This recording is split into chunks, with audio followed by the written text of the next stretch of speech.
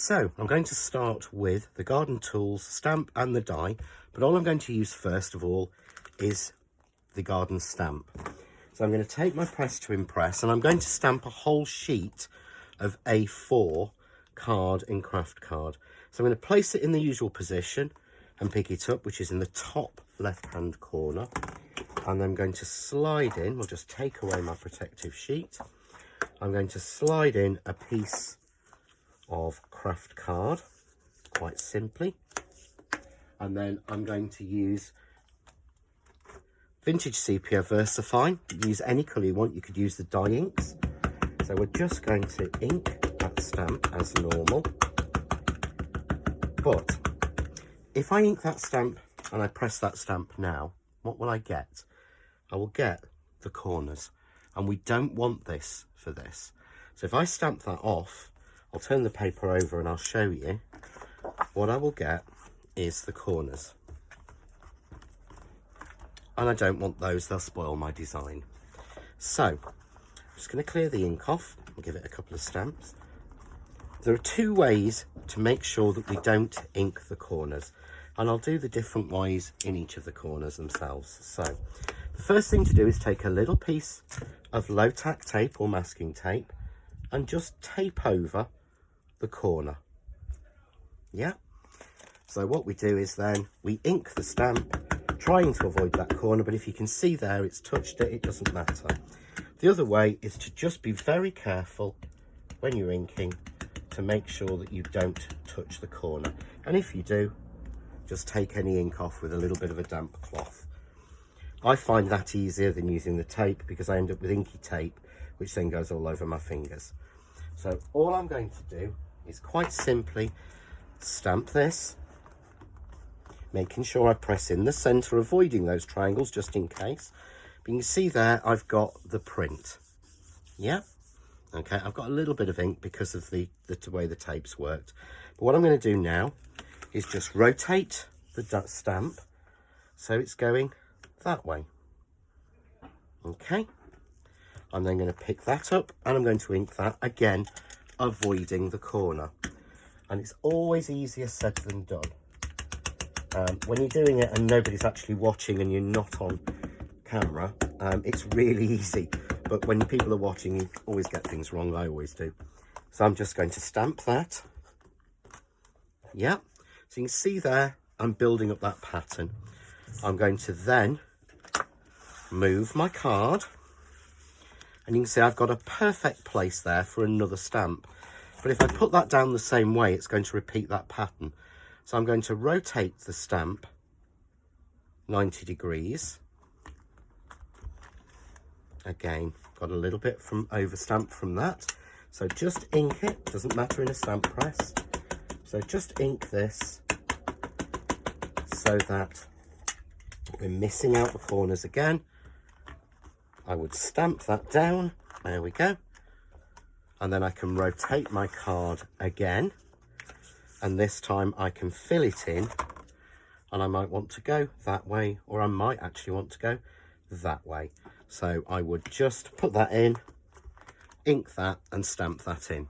I'm not going to show you all of that, but you can see how we can very easily build up a whole sheet of all these beautiful garden tools or the kitchen tools without actually getting the corners on there. That's where I made a little bit of a mistake, but I'll make sure I trim there. But that's how to get the sheet all done. So once that's done, what I've actually done is I cut it down to a piece 5.5, 7.5 and matted and layered it. And I also cut a strip off. So I cut myself a strip off, again, the same length, but about 2 inches wide. And all I'm going to do is just add a little bit of edging to this. So again, I'm coming in with my walnut ink, which seems to be my ink of the moment. And I'm just using a finger dauber, and I'm just going to do circular movements around the edge. But it really does make a big difference to how it looks. It really sort of ages it and vintages it, as opposed to just being a clear stamped image. So I'm not being careful. Get a little bit on the corners. If I want to, put a little bit in a few other places, just to really give it an older look. Okay, so I've already prepared here. some mats and layers in the same moss green and chocolate brown, which is the Crafts 2 linen card. So I'm going to glue that on exactly to fit. Okay, we bring that piece in. I'm just going to take the foam tape off because I'd already foam taped it already. And I'm going to simply add that down one side. And then I've cut using the shaded ivy die that we have on the show. So this is my shaded ivy die. I've cut 2 of the shaded ivy. I'm going to bring in my Crafts 2 moulding mat. And I'm just going to press. Ivy is very, very, to me, crinkly, rough leaves. It shouldn't be smooth.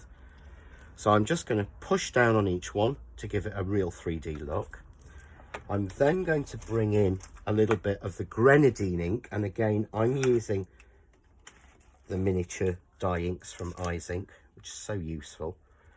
And I'm just going to hold it up. And I always colour these afterwards because what happens is the ink sticks and goes darker where I've actually crushed it. If you can see there, you're actually getting far more of an inky red finish to it. And ivy to me always has a sort of reddish tinge to it. So it just works really, really well. So I've got my ivy and I've got the 2 pieces because again, these ones are made in pairs. So on the die plate, you actually get the pair of ivy going in both directions and you get a set of individual leaves, which I used on the card that was made to look like a sort of garden shed. So I'm just going to arrange these down on top. So they're going over that panel and just coming off around like that. And then I have a few pieces that to match, and this is what I love about having the matching stamps and dies. I've got pieces here that are exactly the same as is in the backing paper, but again I can put these in the foreground. So again I'm going to take a little bit of walnut and just darken the edges of these so that they look a little bit more vintage. And you could add a sentiment onto this. There's some great sentiments that match that were in my spring box kit.